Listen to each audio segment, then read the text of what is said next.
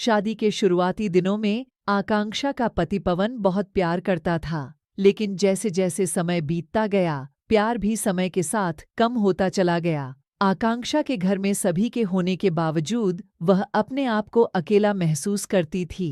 कभी कभी तो उसका मन बहुत उदास हो जाता था, लेकिन उस घर में एक शख्स ऐसा था जिससे आकांक्षा को हमेशा प्यार ही मिला, और वह शख्स उसका देवर था। उसकी उम्र 20 साल थी, लेकिन उसकी बातों से कभी नहीं लगता था कि उसकी उम्र 20 साल थी। वह हमेशा ऐसी बातें करता था जैसे वह पूरा मैच्योर हो चुका हो। आकांक्षा का देवर सौरभ हमेशा ही अपनी भाभी का ख्याल रखने की पूरी कोशिश करता था। अपनी पॉकेट मनी में से वह अपनी भाभी के लिए कुछ बाहर से ले आता था। आकांक्षा भी इसी वजह से धीरे धीरे सौरभ के करीब आने लगी थी।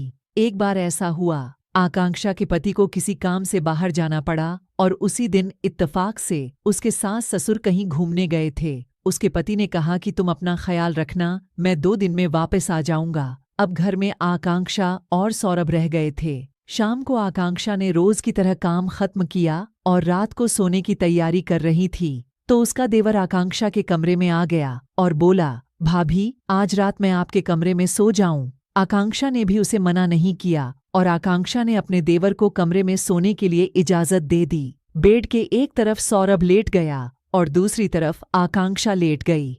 रात को करीब 11 बजे वह सो गई, लेकिन अगले 2 घंटे के बाद आकांक्षा ने महसूस किया कि उसके पेट पर किसी का हाथ है। वह आकांक्षा की टी-शर्ट को ऊपर करके उसके पेट पर हाथ चलाने लगा। आकांक्षा को अच्छा लग रहा था, तो उसने उसे नहीं मना किया। वह धीरे धीरे आकांक्षा के और करीब आने लगा और अपनी एक जांघ को आकांक्षा के ऊपर रख दी। शायद आकांक्षा का देवर भी जानता था कि उसकी भाभी उसे पसंद करती है और अपने देवर को करीब लाना चाहती है। फिर सौरभ ने अपना हाथ उसके गोल बलून पर रख दिए और हौले हौले दबाकर खुद को और आकांक्षा को हल्का महसूस हो रहा था। उसके बदन में एकदम से सरसराहट दौड़ गई। मन तो आकांक्षा का ऐसा कर रहा था कि वह एकदम से अपने सारे कपड़े उतार दे और अपने गोरे बदन को उसके सामने परोस दे, पर शर्म औरत का गहना होता है। इतनी जल्दी खुलने में आकांक्षा को हिचकिचाहट हो रही थी।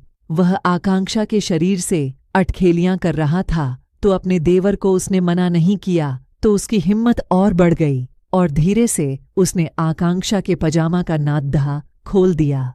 अब आकांक्षा थोड़ा डर गई थी, पर उसके देवर ने नाददा खोलते ही अपना एक हाथ पजामा के अंदर डाल दिया और नीचे की तरफ खिसका दिया। अब वह बहुत ज्यादा डर गई थी, तो आकांक्षा ने अपने देवर से कहा, आप यह क्या कर रहे हो? को करीब 11 सा बजे वह सो गई, लेकिन अगले 2 घंटे के बाद आकांक्षा ने महसूस किया कि उसके पेट पर किसी का हाथ है। वह आकांक्षा की टी-शर्ट को ऊपर करके उसके पेट पर हाथ चलाने लगा। आकांक्षा को अच्छा लग रहा था, तो उसने उसे नहीं मना किया। वह धीरे धीरे आकांक्षा के और करीब आने लगा और अपनी एक जांघ को आकांक्षा के ऊपर रख दी।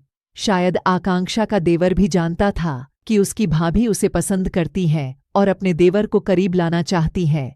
फिर सौरभ ने अपना हाथ उसके गोल बलून पर रख दिए और हौले हौले दबाकर खुद को और आकांक्षा को हल्का महसूस हो रहा था। उसके बदन में एकदम से सरसराहट दौड़ गई। मन तो आकांक्षा का ऐसा कर रहा था कि वह एकदम से अपने सारे कपड़े उतार दे और अपने गोरे बदन को उसके सामने परोस दे, पर शर्म औरत का गहना होता है।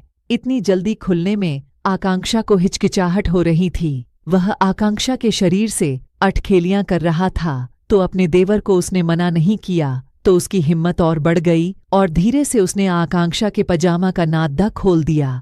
अब आकांक्षा थोड़ा डर गई थी, पर उसके देवर ने नाददा खोलते ही अपना एक हाथ पजामा के अंदर डाल दिया और नीचे की तरफ खिसका दिया।